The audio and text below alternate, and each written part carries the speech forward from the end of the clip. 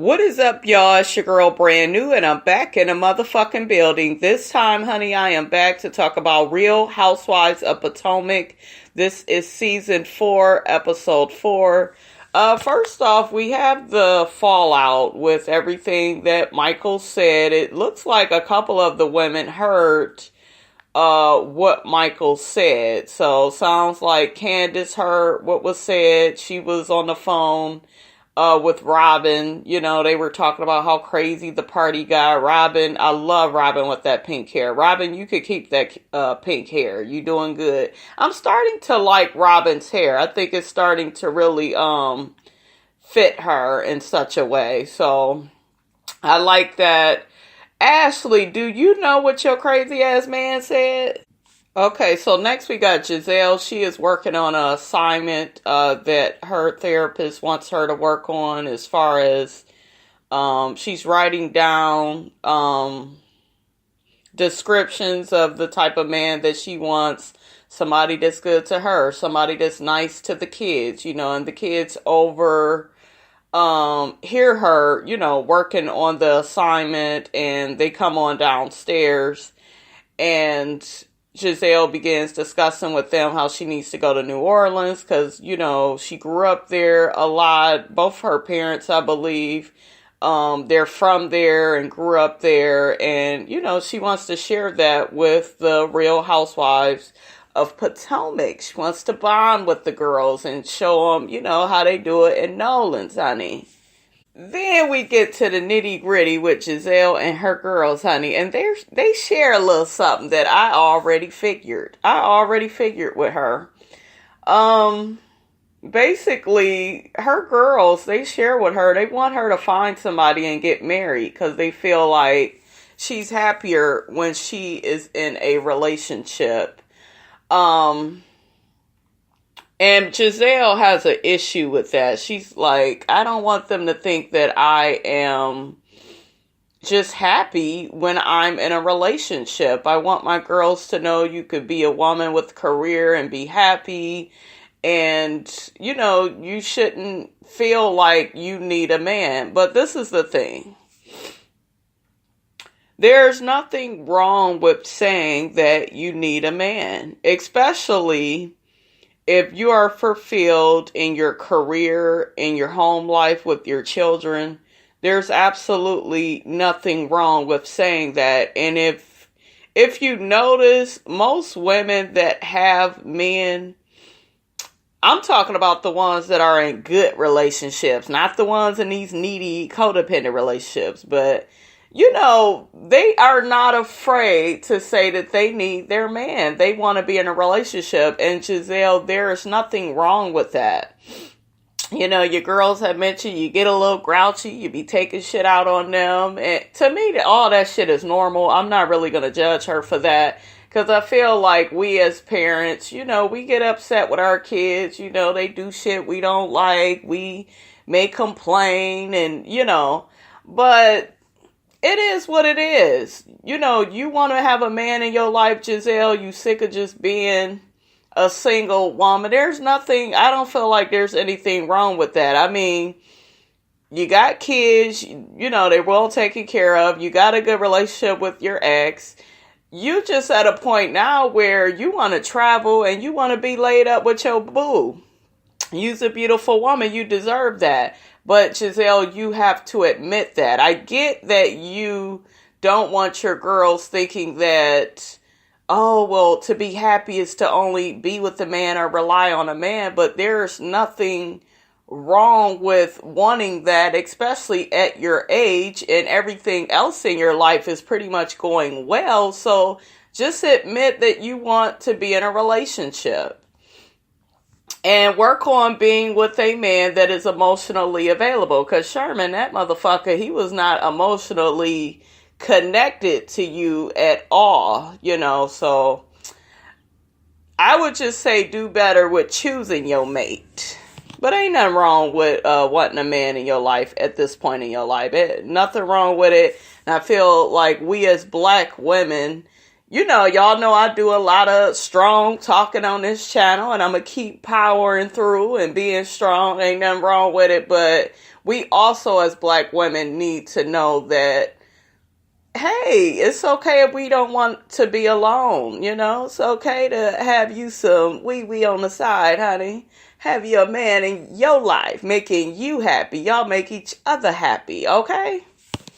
Okay, so next we have Karen and Candiace. Now, what did I tell y'all? How long y'all been watching me? What did I tell you? Go back to a couple of episodes ago, a couple of reviews that I did ago, and I told you all, Candiace likes Karen, and she likes her in a mother figure type of way. She feels like Karen is the woman she kind of wishes her mother was. It's that friendly, respectful energy. They could laugh together. She accompanied Karen to a dentist appointment. I think Karen was getting a crown or something.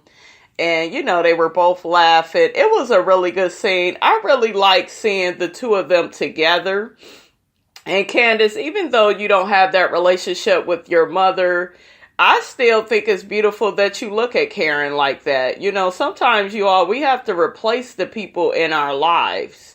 So, no, Karen is not Candiace's mom, but if having a relationship with Karen fills that mommy void for Candiace, I'm good with it.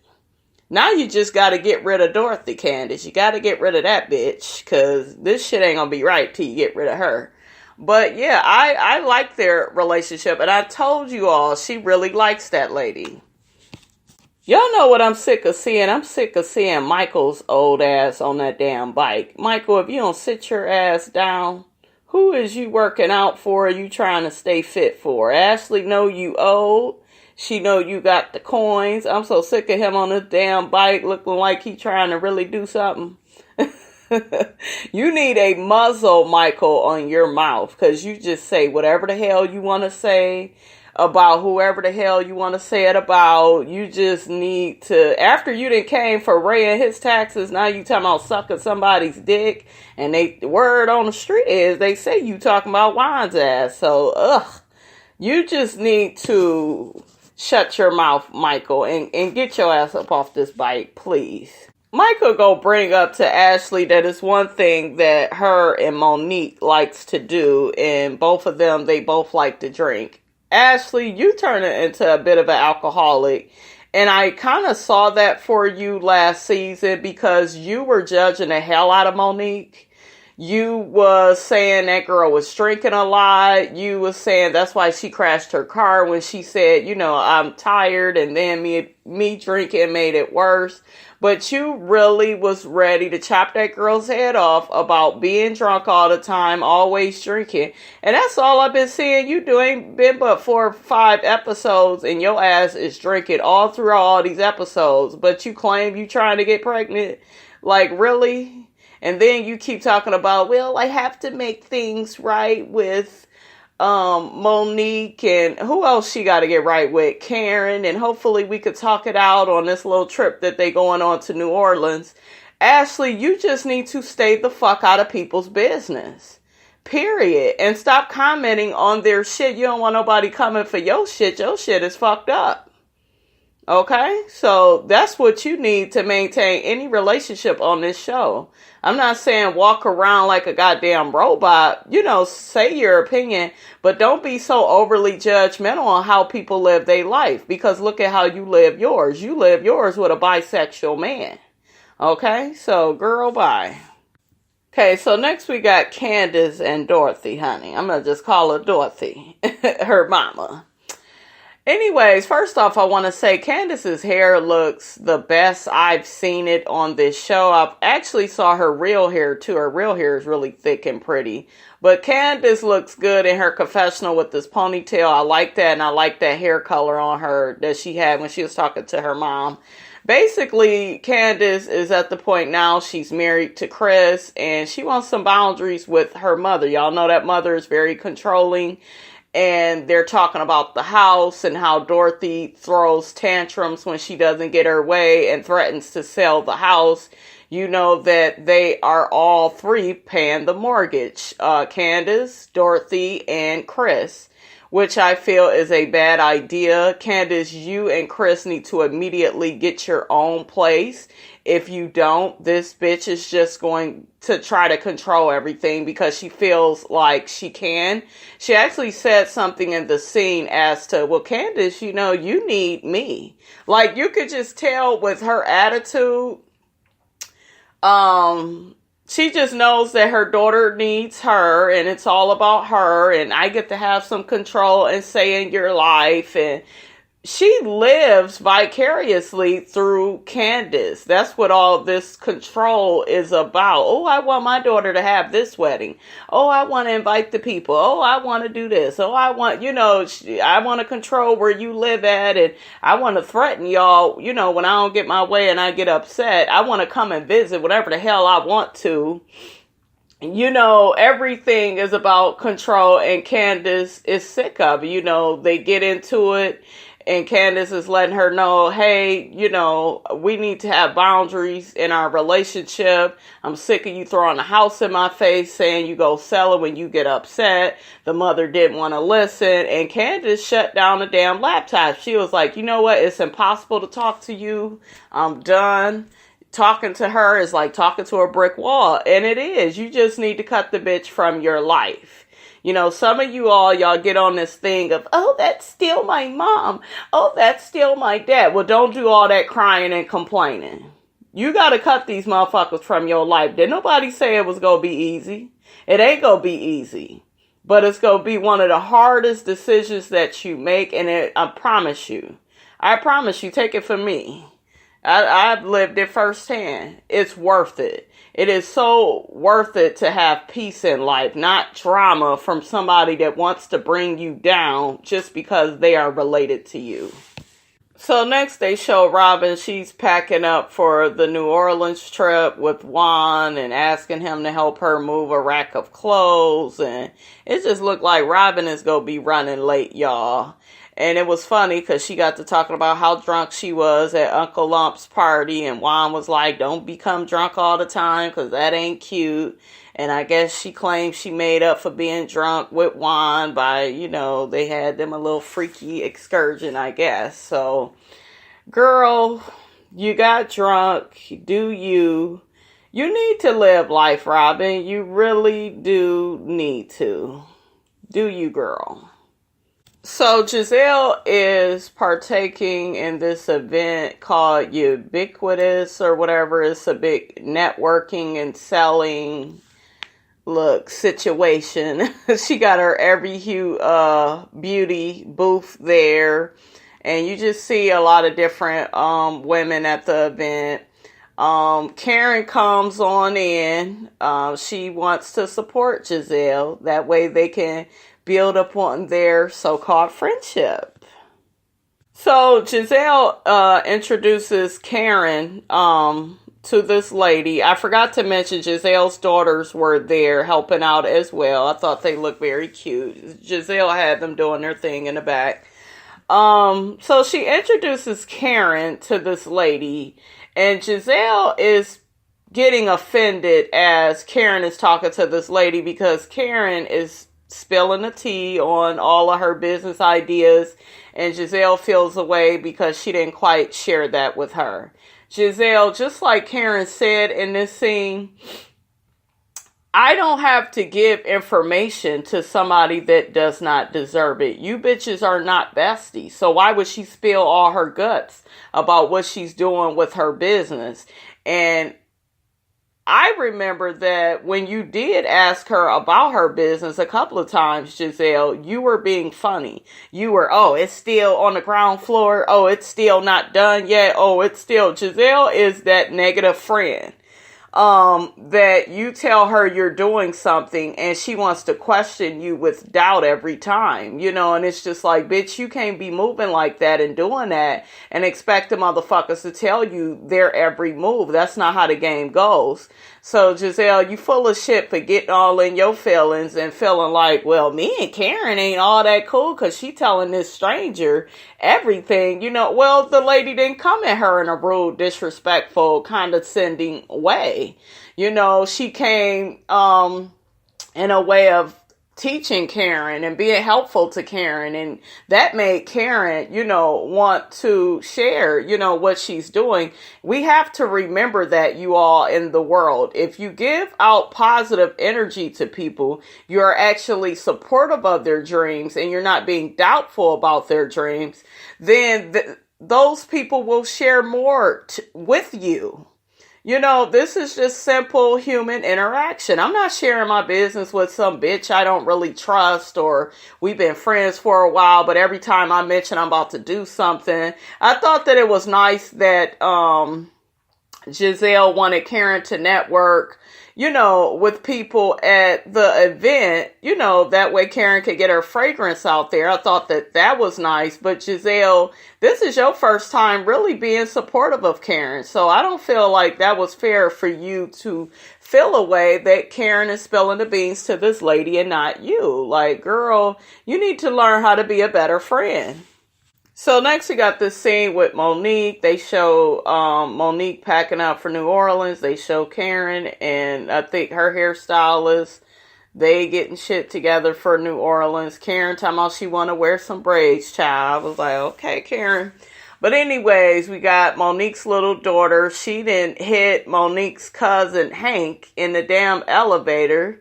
I guess she wanted to stay in the damn elevator. And that little baby, Milani, she is beautiful, but she don't take no shit. She's a little spitfire. Okay, so next we got all the girls meeting up. We see Gizelle. Gizelle done lost her damn voice, honey. At first I was a little irritated that she lost her voice, but then I was like, well, maybe Gizelle won't be saying nothing stupid then, It's weird how she lost her voice and became another person. Gizelle sounded a little bit more hood, like a little, I don't know, something happened with the voice change. Anyway, she greets Monique and Ashley and Karen. She sees Karen's braids. She says she liked Karen's braids. Monique did not like Karen's braids. She just felt like, Karen pretty much braided up her wig, and that's what it looked like. So Karen's braids could have been more crisp if she would have used her scalp. It did look like, a braided wig. I see what she was trying to do, but I think she missed the attempt. And even if they had a braided wig, there are wigs out here that would make it look more real. And I'm only criticizing you guys. Normally, I don't nitpick folks' hair. But I'm only nitpicking them because these bitches got coins. They got enough coins to make this shit right for TV. I'm just saying. Okay, so Katie gets on the bus, her crazy Looney Tune ass. Katie just looks like she works with Ashley's mom now. Like, there is nothing. Y'all remember how Katie's demeanor was kind of proper and, she's just very different now. Even the ladies noticed it. Monique had noticed that, I think Monique and Candiace was talking about how Katie is so different now. And I did notice that Katie, what did Monique say? Monique said that Katie is like Ashley on steroids. And she is. She's just very, I don't know. She's still weird and androgynous, but she's just like a little bit more ratchet. She was a little prim and proper. Oh, I need to get married. I got my white man. But now Katie is like, honey, I'm just happy to have some D, honey. I mean, I'm just happy to be around y'all, It was nice to see Gizelle, Monique, and Candiace in the back of the bus talking. Robin still hasn't showed up. She's looking for what the fuck she's gonna wear. And she still gotta rinse that pink up out of her hair. So they're gonna meet her at the damn airport. But I really enjoyed Candiace and Monique talking with Gizelle because we haven't really seen this. Normally it's all of them going at each other, especially Gizelle and Monique, so I was happy to hear them talking about Monique's pregnancy and Candiace had mentioned she's not ready to be a mom, and and they just had to warn her, like, you're never ready. It's just something that you do, and you just keep going along with it. You grow, becoming a mother, and that's very true. You're never really ready for it.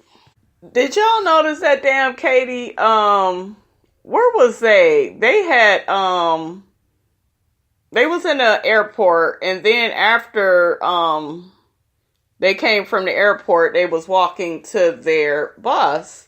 And that damn Katie then dropped her damn luggage. Robin had to help her. Katie, are you drunk? What is going on, girl?